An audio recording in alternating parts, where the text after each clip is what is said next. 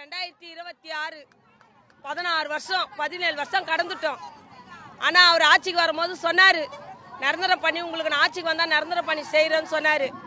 ஆனால் நாங்கள்லாம் வந்து ஓட்டு போட்டுட்டோம். நிரந்தரம் பண்ணி செய்வார் முக ஸ்டாலின் ஐயா அவர்கள் போட்டோம். ஆனால் அவர் இங்கே இன்னைக்கு அன்னைக்கு சொன்னதே இன்னைக்கு இல்லைன்றாரு. நாங்கள் யார்கிட்டயே போய் கேட்போம்? முதலமைச்சர் அவரு வேற யார்கிட்ட போய் கேட்போம்? ஒரு சங்கமும் வர்றாங்க, ஆறுதல் சொல்றாங்க.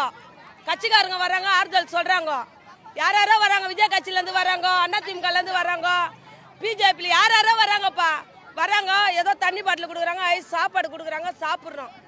இதே மாதிரி எங்களுக்கு மட்டும் ஒரு வயிற்றுக்கு சாப்பாடு கிடைச்சிச்சுன்னு சொன்னா என் குடும்பம் பின்னாடி நிற்கிதுப்பா. எங்கள் அம்மா வருவாங்களா, வந்து ஒரு வேளை சோறு ஆக்க மாட்டாங்களா?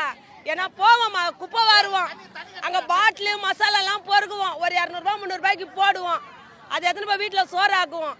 இன்னைக்கு 13 நாளாக அந்த வருமானம் கூட இல்லாத உக்காண்டிக்கிறோம். ஆம்பளை வருமானம் கிடையாது எங்களுக்கு. எல்லாருக்கும் தெரியும் எங்களுக்கு ஆம்பளை வருமானம்ன்றதே இல்லை. ஒரு வீட்டில் குடிக்கார புருஷன், ஒரு வீட்டில் செத்துட்டா, ஒரு வீட்டில் புருஷன் விட்டு போயிட்டா. அந்த புருஷன் விட்டு போடல நான் ஒரு ஆள். என் புள்ளைய தூக்கின்னு இந்த வேலையை தான் செஞ்சேன். இந்த வேலையை கொண்டு என் புள்ளைய காப்பாத்தினேன். இன்னைக்கு இந்த வேலை இல்லைன்னு சொல்லிட்டாங்க. கடன்காரெல்லாம் வந்து நிற்பான் வாசல்ல, அசிங்கப்படுத்துவாங்க, கேவலமா இருக்கும். நான் வேலையை நம்பி உனக்கு பணம் கொடுக்கல, நீ கேட்டா நான் பணம் கொடுத்தானுவா. நான் வேலையை நம்பி தான் அந்த கடன் வாங்கினேன். இன்னைக்கு வேலை இல்லைன்னு சொன்னா அந்த கடத்தை நான் எப்படிப்பா கொடுப்பேன்?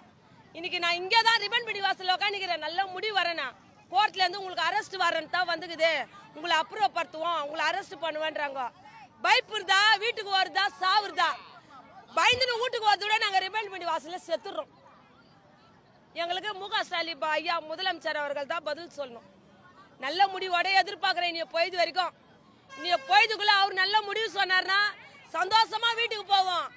இல்லை உங்களை அப்புறப்படுத்துவோம், உங்களுக்கு நல்ல முடிவு கிடையாதுன்னா இனி பொய்துக்குள்ள எத்தனை பேர் பணமா ஆகும்னு தெரியாது ரிபன் பண்ணி வாசல்ல. அதுக்கு முதலமைச்சர் ஐயா தான் எங்களுக்கு பதில் சொல்லணும். நன்றியா. என் பேர் பக்ரிமாயா.